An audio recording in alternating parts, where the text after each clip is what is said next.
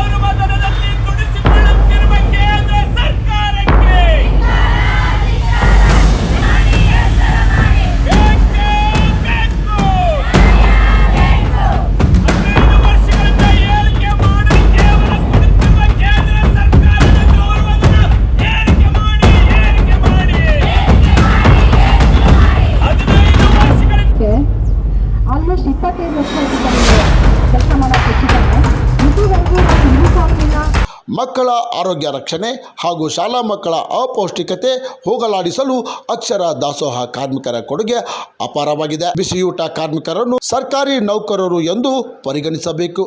ನಿವೃತ್ತ ವೇತನ, ESI, PF ನೀಡಬೇಕು. ಆರ್ಥಿಕ ಭದ್ರತೆ ಒದಗಿಸುವಂತೆ ಆಗ್ರಹಿಸಿ ಪ್ರತಿಭಟನೆ ನಡೆಸಿದ್ದಾರೆ. AIUTUC ಸಂಯೋಜಿತ ಕರ್ನಾಟಕ ರಾಜ್ಯ ಸಂಯುಕ್ತ ಅಕ್ಷರ ದಾಸೋಹ ಕಾರ್ಮಿಕ ಸಂಘಟನೆಯಿಂದ ಇವತ್ತು ಜಿಲ್ಲಾ ಮಟ್ಟದ ಪ್ರತಿಭಟನೆ ಹಾಕ್ಕೊಂಡಿದ್ದೀವಿ. ಮುಖ್ಯವಾಗಿ ನಾವು ಕೇಳ್ತಿದ್ದ ಕೇಂದ್ರ ಸರ್ಕಾರಕ್ಕೆ ಈಗೇನು ಫೆಬ್ರವರಿ 1ನೇ ತಾರೀಕಿಂದ ಬಡ್ಜೆಟ್ ಏನಿದೆ ಆಲ್ಮೋಸ್ಟ್ 2009ರಲ್ಲಿ ನಮಗೆ ಏರಿಕೆ ಮಾಡಿರೋದು ಇದುವರೆಗೆ 15 ವರ್ಷ ಆಗ್ತಾ ಬಂತು, ಏರಿಕೆನೇ ಮಾಡಿಲ್ಲ. ಕೇವಲ 600 ರೂಪಾಯಿ ಮಾತ್ರ ಇವತ್ತು ಕೊಡ್ತಾ ಇರೋದು. ನಾವು ಕಣ್ಣೆ ಮಾಡ್ತಿದ್ವಿ. ಇಷ್ಟು ವರ್ಷಗಳಾದರೂ ಕೂಡ ಕೇಂದ್ರ ಸರ್ಕಾರ ಇವತ್ತು ಹೆಚ್ಚಿಗೆ ಮಾಡಿರೋದನ್ನು ಈ ಬಡ್ಜೆಟ್ ಆದರೂ ಹೆಚ್ಚಿಗೆ ಮಾಡಬೇಕಂತ ಕೇಳಕತ್ತೀವಿ. ಜೊತೆಗೆ ನಮ್ಮ ಬಿಸಿಯೂಟ ಕಾರ್ಯಕರ್ತರನ್ನ ಕಾಯಂ ಮಾಡ್ಕೋಬೇಕು. ಜೊತೆಗೆ ನಮ್ಮನ್ನು ಕನಿಷ್ಠ ವೇತನಕ್ಕೆ ಒಳಪಡಿಸ್ಬೇಕಂತ ಕೇಳಕತ್ತೀವಿ ಸರ್. ಆಲ್ಮೋಸ್ಟ್ 25 ವರ್ಷ ಆಗ್ತಾ ಬಂತು. ಅವ್ರಿಗೆ ಮಿನಿಮಮ್ ಯೂನಿಫಾರ್ಮ್ ಆಗಲಿ, EF ಆಗಲಿ, ಯಾವುದು ಕೂಡ ಸಿಗ್ತಾ ಇಲ್ಲ. ಪಿಂಚಣಿ ಆಗಲಿ ಏನೇನು ಸಿಗ್ತಾ ಇಲ್ಲ. ಇವ್ರಿಗೆ ಕೊಡಬೇಕಂತ ಕೇಳಕತ್ತೀವಿ. ಜೊತೆಗೇ 5 ಲಕ್ಷ ಹಿಡ್ಗಂಟು ಕೊಡಬೇಕು. ಯಾರು ರಿಟೈರ್ಡ್ ಆಗಿರ್ತಾರೆ ಅವ್ರಿಗೆ ಅಂತ ಕೇಳಕತ್ತೀವಿ. ಯಾರು ರಿಟೈರ್ಡ್ ಆಗಿರ್ತಾರೆ ಪ್ರತಿ ತಿಂಗಳು ಅವ್ರಿಗೆ 10,000 ರೂಪಾಯಿ ಕೊಡಬೇಕು ಅಂತ ಕೇಳತ್ತೀವಿ ಪಿಂಚಣಿನ. ಈ ಥರ ಹಲವಾರು ಬೇಡಿಕೆ ಇಟ್ಕೊಂಡು ಈ ಒಂದು ಹೋರಾಟ ನಾವು ಹಾಕ್ಕೊಂಡಿದ್ದೀವಿ ಸರ್. ಈಗ ಕರ್ನಾಟಕ ಸರ್ಕಾರ ಹೊಸದಾಗಿ ನಾವು KPS ಮ್ಯಾಗ್ನೆಟ್ ಶಾಲೆ ಅಂತ ಥರ ಕೊಟ್ಟಿದ್ದಾರೆ. ಅಂದರೆ ನಾವು ಗ್ರಾಮ ಪಂಚಾಯತಿಗೆ ಒಂದನ ಥರ ಶಾಲೆಗಳ ಥರ ಕೊಟ್ಟು ಆಲ್ಮೋಸ್ಟು ಇಡೀ ರಾಜ್ಯದಲ್ಲಿ ಬರೀ 600 ಶಾಲೆಗಳೇ ತೆಗಿತಿದ್ದಾರೆ. ಹಂಗಾಗೋದ್ರಿಂದ ಇಡೀ ರಾಜ್ಯದಲ್ಲಿ 40,000ಕ್ಕೂ ಹೆಚ್ಚು ಇವತ್ತು ಶಾಲೆಗಳನ್ನ ಮುಚ್ಚಕೊಂಡಿದ್ದಾರೆ. ಇದ್ರ ಪರಿಣಾಮ ಬಿಸಿ ಊಟದ ಕಾರ್ಯಕರ್ತರು ಕೂಡ ಕೆಲಸಗಳ ಕಳ್ಕೊತಾರೆ. ಇನ್ನು ಮುಂದೆ ಕಾರ್ಮಿಕರ ಮಕ್ಕಳಾಗಲಿ, ಬಡವರ ಮಕ್ಕಳಾಗಲಿ, ರೈತರ ಮಕ್ಕಳಾಗಲಿ ಇವತ್ತು ಶಾಲೆಗೆ ಹೋಗಕ್ಕೆ ಸಾಧ್ಯ ಇಲ್ಲ.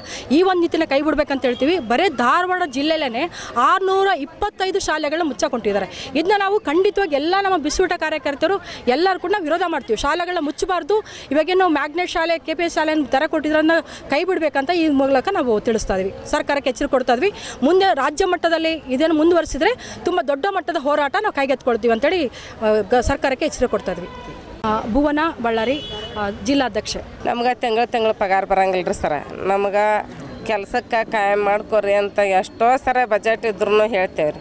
ನಮ್ಗೆ ಐಡೆಂಟಿ ಕಾರ್ಡ್ ಇಲ್ಲ, ನಮ್ಗೆ ಸಮವಸ್ತ್ರ ಇಲ್ಲ, ಮತ್ತು ಹ್ಯಾಂಡ್ಲೋಜ್ ಹಾಕ್ಕೋಬೇಕು, ತಲೆ ಕ್ಯಾಪ್ ಹಾಕ್ಕೋಬೇಕು, ಸ್ಕಾರ್ಪ್ ಹಾಕ್ಕೋಬೇಕು ಅಂತ ಎಲ್ಲ ಹೇಳ್ತಾರೆ. ಈ ಸರ್ಕಾರದಿಂದ ನಮಗೇನು ಸೌಲಭ್ಯ ಇಲ್ಲ.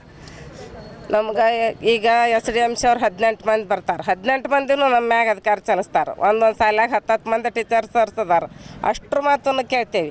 ಎಲ್ಲರ ಕೆಲಸ ಮಾಡೋದನ್ನು TV ಒಳಗೆ ಎಲ್ಲದ್ರೊಳಗೂ ಇಂಪ್ರೂವ್ ಮಾಡ್ತಾರೆ. ಆದ್ರೆ ನಾವು ಕನ್ನಡ ಶಾಲ್ಯಾಗ ಕೆಲಸ ಮಾಡೋದನ್ನು ಇಂಥಾರು ಶ್ರಮ ವಹಿಸ್ತಾರೆ ಅಂತ ಹೇಳಿ ಈಗ ನಾ ಕೆಲಸ ಮಾಡಕತ್ತ 15 ವರ್ಷ ಸರ. ಒಂದು ಸರೇನು ನ್ಯೂಸು ಇಲ್ಲ, ಏನಿಲ್ಲ. ಯಾಕೆ ನಮ್ಮನ್ನ ಇಷ್ಟು ಕೀಳ್ಮಟ್ಟಕ್ಕೆ ಕೇಳ್ತಾರೆ ಸರ? ನಮಗೆ ಬರೀ 3,600 ರೂಪಾಯಿ ಪಗಾರ, 2,000 ರೂಪಾಯಿ ಮನೆ ಬಾಡಿಗೆ ಕೊಟ್ಟರೆ 1,500 ರೂಪಾಯಿ ಅದ. ನಾವು ಮಕ್ಕಳ ಮರಿ ಕಟ್ಕೊಂಡು ಹೆಂಗೆ ಜೀವನ ಮಾಡ್ಬೇಕು ಹೇಳ್ರಿಪ್ಪ. ನಮ್ದು ಗಂಗವಾಡ ಸರ, ತಾಲೂಕು ಹುಬ್ಬಳ್ಳಿ ಜಿಲ್ಲಾ, ಧಾರವಾಡ, ಗಂಗೆವಾಡ ರೀ. ದ್ರಾಕ್ಷಾಣಿ ಕುಮಾರಪ್ಪ ಹಡ್ಪದ್ರಿ. ಇರ್ತೀವಿ. ಸಂಜೆ 5 ಗಂಟೆ ಮಟ್ಟನೂ ಇರಬೇಕು. ಚಾವಿ ಹಾಕೋದು ನಮ್ಮ ಜವಾಬ್ದಾರಿನ ಅಂತ ಹೇಳ್ತಾರೆ ಅವರು. ಆಮೇಲೆ ಏಪ್ರಿಲ್ ಮೇದೊಳಗೆ ನಮ್ಮ ಪೇಮೆಂಟ್ ಇಲ್ಲ. ನಾವು 14 ದಿನ ಕೆಲಸ ಮಾಡಿರ್ತೀವಿ. ಏಪ್ರಿಲ್ 1ರಿಂದ 14 ಮಟ್ಟ ಮಾಡಿದ್ದು ಆ ಪೇಮೆಂಟು ನಮಗೆ ಕೊಡೋದಿಲ್ಲ. ಹಾಗಾದ್ರೆ ಸೂಟಿ ಒಳಗೆ ನಾವೇನು ತಿನ್ನೋದು? 12 ತಿಂಗಳ ಇವ್ರಿಗೆಲ್ಲರಿಗೂ ಪಗಾರ ಇದೆ, ನಮಗಿಲ್ವಾ? ನಾವು ದುಡಿತೇವಿಲ್ಲ, ನಮ್ಗೆ 12 ತಿಂಗಳು ದುಡಿಸ್ಕೊಲಿ, 12 ತಿಂಗಳು ಪಗಾರ ಕೊಡಲಿ. ನಾವು ಹೋಗೋಕ್ಕೊಲ್ಲಿ ಅನ್ನೋದಿಲ್ಲ. ಸೂಟಿಯಾಗಿದ್ರು ಅವ್ರು ಕಸ ಹುಡಾಕ್ ಹೋಗಂದ್ರು ಹೋಗ್ತೀವಿ, ಪ್ರತಿಯೊಂದು ಕೆಲಸನೂ ನಾವು ಮಾಡ್ತೀವಿ.